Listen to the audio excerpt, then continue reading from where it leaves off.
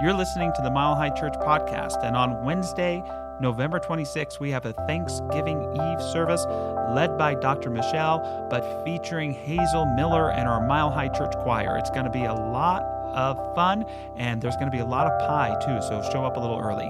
Looking forward to that. Oh, welcome again. I'm so happy to be here. And I am talking today about Beatitudes.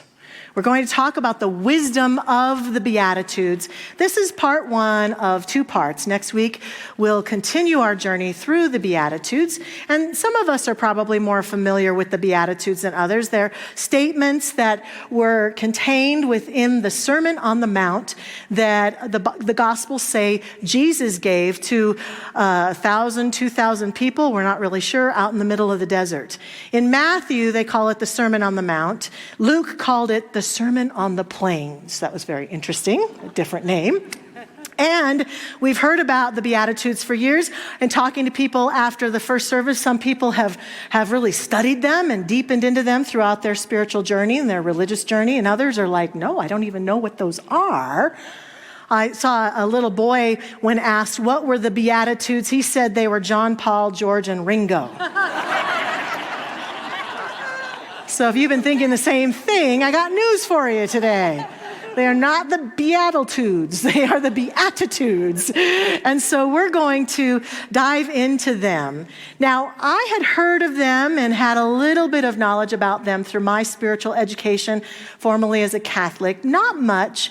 And the moment that I got a little inspired, or a lot inspired, I guess you could say, to explore the Beatitudes was upon watching The Chosen. It's a series that Ken and I watched where they are sharing about the life of Jesus. And it's a beautiful, beautiful series. They've admitted, the producers and writers admit they've taken a little creative licensing here and assumed a few things and added a few little stories. However, the reason that I got caught up in the Beatitudes is that they depicted the moment of the Sermon on the Mount with Jesus and the disciples standing there with this thousands of people in front of them. The people were worn down. They'd been being oppressed by the Romans in horrible ways. I'll talk a little bit more about that later on. And they came to hear this preacher, Jesus, talk, and were looking for some hope and inspiration. This is also the part in the Gospels where the loaves and the fishes miracle occurred, because they sat there apparently for days. Nobody better complain about how long I talk again. I'm just going to say. Days with no food. And so Jesus apparently performed this miracle where the loaves and fishes were plentiful and people could eat and drink and hang around and enjoy his sermon for even longer. And so what I also thought was really fascinating is that Jesus is standing up on a hill preaching to these people, thousands of people deep. He didn't have a microphone. So the way they depicted it in the series is that they stationed the disciples all along the way, and as Jesus would speak, the disciples would repeat what he was saying to that group of people, and then the next group of disciples would hear it and repeat it. This went on for days as the people waited for this message and were captivated by this message. What was special about it? How come it has had such an important part and lasted the test of time through spiritual journey? And so I really felt captivated by this whole scene and began to contemplate the Beatitudes and the impact that they might have. And so I set out on an 8-week journey 8 weeks ago to really deepen into the Beatitudes. I had some help along the way, thank goodness. I had help from a high school friend of mine named Bob, who is a Jungian expert, who's a minister at Highlands Ministry in Denver, Highlands Church, who is an Aramaic expert. He speaks Aramaic, which is the original language of Jesus. And so Bob sat down with me, he gave me some materials and invited me into this journey. I knew I was going to do 40 days, and he gave me a packet that helped me to actually put it into practice while I was studying. And usually at the end of my talks, I will give you some things to do when you leave here to put this talk into practice. Well, I'm going to do it backwards today. We're going to start out with that stuff because that's what he gave me, and that's what I used to contemplate these Beatitudes. My fondest desire for this message is that one or two of them might speak to you, and that you might be willing to go out and do some deeper spiritual work around them yourself. And the process that he gave me was born out of some conversation that was in the packet that Carl Jung contributed to about transformation. It was about using these Beatitudes and using this practice to transform oneself. Carl Jung says, transformation is the state of someone who, in wandering through the mazes of his psychic transformation, comes upon a secret happiness which reconciles him to his apparent loneliness. In communing with himself, he finds not deadly boredom, melancholy, but an inner partner. More than that, a relationship that seems like the happiness of a secret love or a hidden springtime when the green seed sprouts from the barren earth, holding out the promise of future harvests. So we talked about this process of deepening into these Beatitudes as an invitation into transformation. And I love that notion of a secret love or a hidden springtime.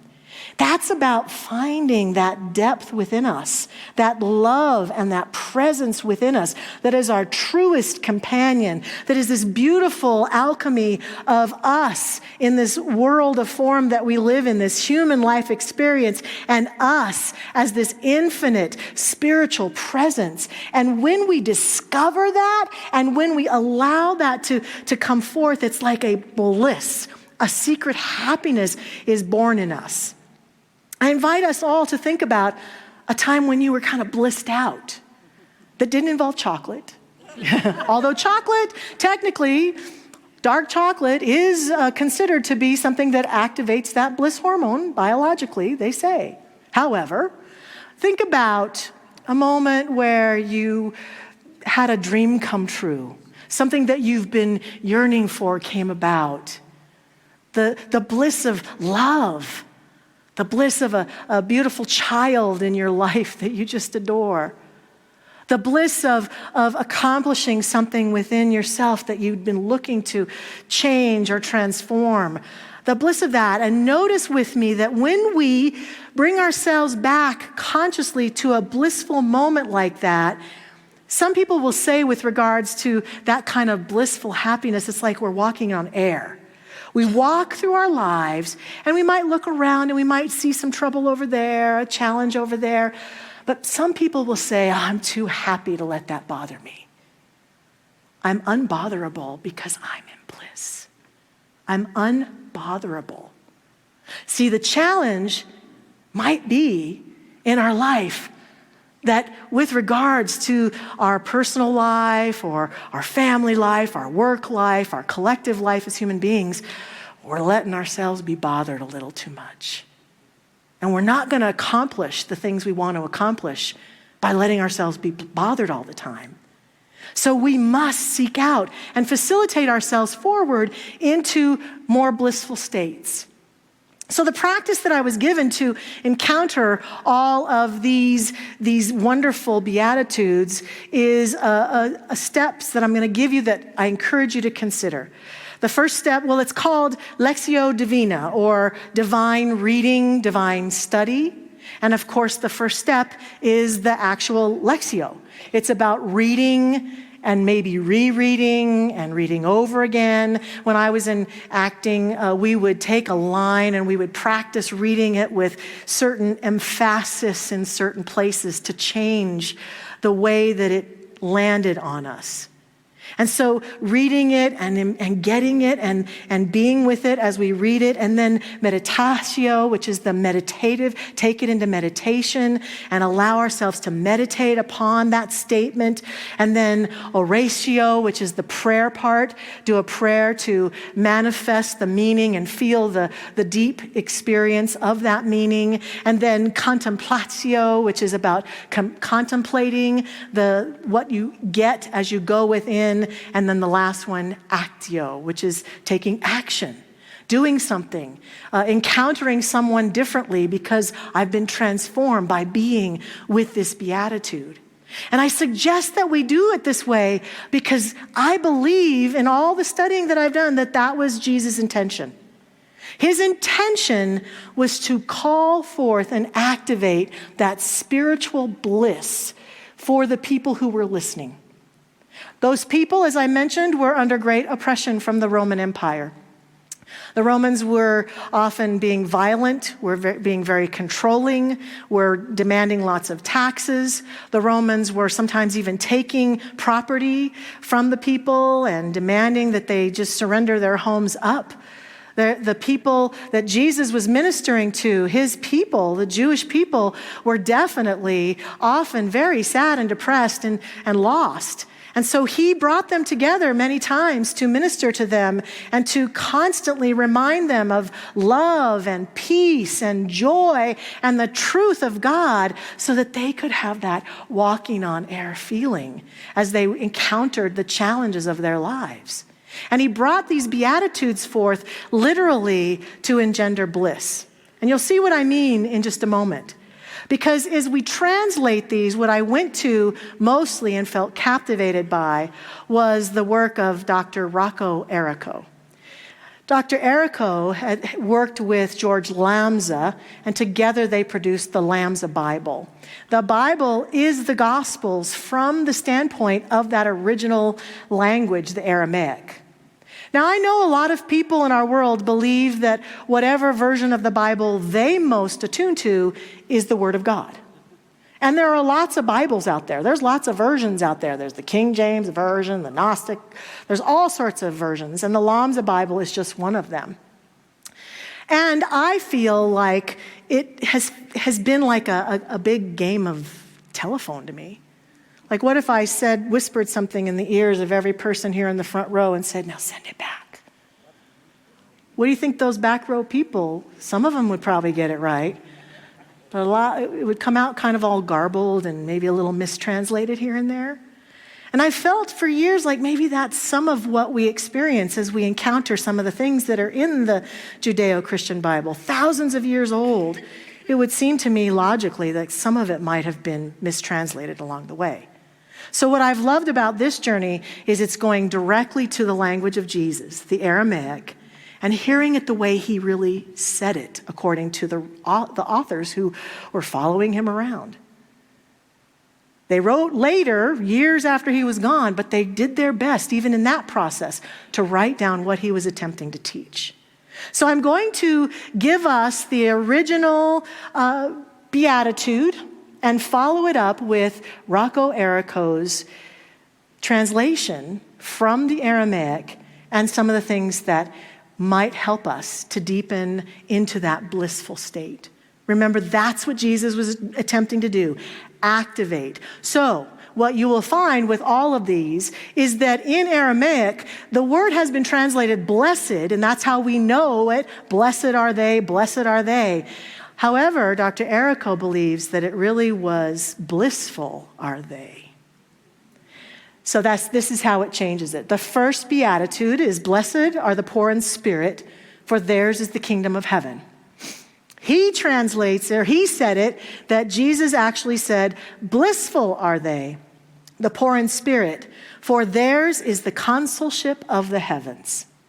Now, an interesting thing is that Rocco Errico also talks, not only do you have to understand the language of Aramaic to make sense of a lot of the things that were said, you also have to understand customs and idioms and practices of the Jewish people, things that were important to them, what their morals were like, what living in their world was like, to understand more about what he was saying. And so many times people have translated this particular beatitude to indicate that people who are poor, who are experiencing poverty, are somehow blessed more than those who are rich.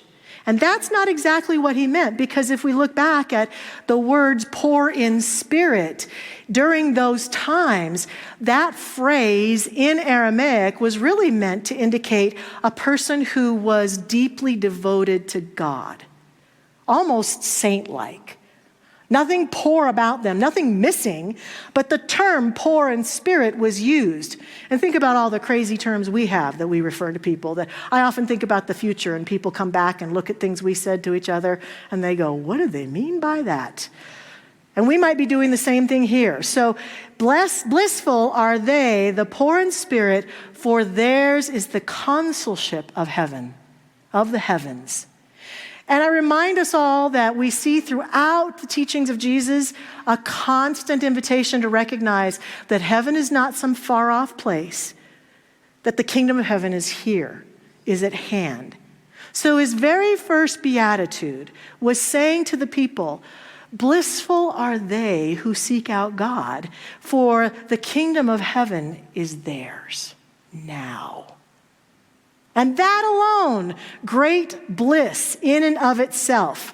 And to do that, the Aramaic considers the notion that we remain open, we remain humble, we remain non-arrogant. We open ourselves. We don't live in a place where we think we're better than anyone or even worse than anyone. We live in a place of humble connectedness with the divine. Being non-judgmental and open, this is the kingdom of heaven. And I tend to agree with it. If I look back on my life, I can say absolutely that I have never experienced a moment of the kingdom of heaven when I've been in judgment. Not once. It's actually the opposite. I experience hell. I experience separation. I experience disconnect. So if we continue to persist thinking that the judgment is the pathway for us, we will not experience the bliss of the kingdom of heaven. Errico says to us, it is a non-judgmental attitude that does not see itself as above anyone or anything, racially, nationally, religiously, politically, educationally, or spiritually. It's about receivership of all beings, true love activated, that we experience the bliss that Jesus is talking about. In the second beatitude, we normally hear it to be, blessed are those who mourn, for they will be comforted. From the Aramaic, blissful are they, the mournful, for they will be morally and emotionally strengthened. In this one, Jesus is talking about people who are willing to fall into their hearts, because he's acknowledging that, yes, sometimes this being human stuff, it's hard. And we have to learn to have our feelings and to have compassion and empathy for other human beings. This is one of the challenges, I think, of encountering the kingdom of heaven and oneness. Some of us, I think, are oneness resistant, because to feel and experience true oneness, what it requires of the heart and the soul is not only to feel that blissful, I'm one with everyone, yay! It also requires us to feel there's pain, there's suffering, there's hurt in the human field. Can I be one with that? Two, that's oneness. So Jesus is talking about those who can experience that divine bliss and still recognize that the human journey can be filled with a bit of pain and suffering, and still remain compassionate and open and heartful in the journey. And his assertion is that will bring about true bliss. The third one, blessed are the meek, for they will inherit the earth. And all the introverts are like, yeah, right? Maybe that's what will happen. I'm not opposed to that, actually. Here's how they translate it from the Aramaic. Blissful are they, the gentle, for they inherit the land. Another interesting idiom, because what Errico says is that there were numerous cases of the Jewish people whose land was taken over by the Romans, occupied by the Romans, and the Jewish people naturally, some of them tried to fight back. And that when they fought back, they got hurt, they got imprisoned, sometimes they got killed. Jesus was advocating for nonviolence. He wasn't advocating for just roll over and take it. He was advocating for the kind of nonviolence that we have heard over the years taught by Gandhi and the great Reverend Dr. Martin Luther King Jr. That kind of nonviolence that stands in the midst sometimes of very difficult things and does not, I'm going to fight you, feel like the cowardly lion, one hand behind my back, thinking that that's the courageous thing to do. And sometimes fighting for what is right, which will be part of the next beatitude, is important. However, never from violence. And violent thoughts, violent actions, violent words are a huge part of, I think, what this beatitude points us to, is the willingness to be gentle. That he's talking about when we can be gentle, we can change things, we can transform things. Dr. Errico tells many stories about people he knew who encountered challenges in nonviolent ways and made a huge difference in the world, powerful difference in the world. And so we can do that too in our lives. Finding nonviolence, and at the very least, inviting ourselves into a diligence of lectio divina of, I gotta stop having violent thoughts about other people and situations. I've got to bring myself back to bliss. And the last one that we're going to study today is, blessed are those who hunger and thirst for righteousness, for they will be filled. Righteousness. That's not exactly the Aramaic translation. The Aramaic translation is, blissful are they, those who hunger after and thirst for justice, for they will be satisfied. Rocco Errico says, Jesus knew that true justice and goodness must come flowing from the minds and hearts of the people themselves. Usually justice is associated with political and governmental rule, but really it needs to permeate every phase of life and express itself in everything we do. For this word also refers to genuine integrity and rightness of being, and therefore living. Brené Brown calls it wholehearted living, being in integrity. Watching how quickly we shout for justice when we ourselves are not entirely in integrity in our lives. Maybe we're not sharing our real thoughts with people or our real feelings. Maybe we're out and out lying or being out of integrity in some way. And he's talking about when we are willing to be about and thirst for justice within ourselves and in the world, that we will be truly satisfied. We will experience the great bliss of that alignment, because that is wholeness. And what we yearn for is the experience of wholeness, not separation, not they're wrong, I'm right, not I'm going to get them, but that connectedness that integrity can bring, where we can look at someone different than us and see the beauty in them, and see the light, and see the God. That's integrity. That's what this particular beatitude is calling us back to. Powerful, powerful works. So this week, again, an invitation to contemplate, to deepen, feel into any of these that might be up for you, that are niggling at your consciousness, that you go, oh, I want to work on that. They are non-arrogance, being willing to be non-arrogant and righteous, having empathy and compassion, even when we see pain happening in the world, being non-aggressive and being kind and gentle in our work, and even in asking for things to be different, being kind and gentle, and integrity and wholeness. These are the ways that we activate these Beatitudes. And I say, activate the bliss, because all of these qualities represent the truth about me and you and every human being. And next week, we'll continue on with the rest of our Beatitudes. And right now, we're going to pray together. So I invite our practitioner prayer partners to stand with me as we pray. And I invite each one of us to remember that we can come forward at the end of our service and receive some prayer. That's a great way to activate bliss. We talk about in our classes, go get a prayer from the practitioners, whether you think you need it or not. It'll be a great joy.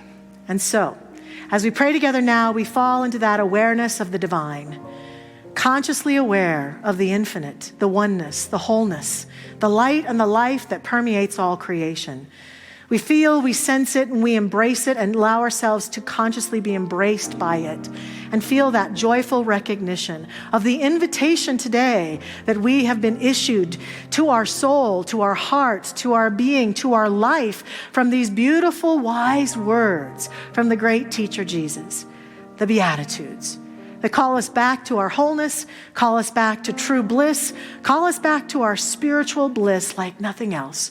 And we receive that call boldly and gloriously and say yes to it within ourselves. Yes to it. Such that we begin to feel the transformation already happening as we step forward into our world beyond Mile High, into the pathway of our living and our relationships and the decisions we're making and the journey we are on, knowing that we are uplifted by the kingdom of heaven at all times, and that we are absolutely embraced by the divine here and now. I accept this, I affirm this, and I give glorious thanks for this truth now living in, through, and as each one of us. And I release this prayer into the action of that beautiful law, letting it go, letting it be. It is done. And so it is. Amen. Thanks for listening to the Mile High Church podcast. This podcast is made possible by the generous contributions from listeners like you. To make a donation, please visit milehighchurch.org.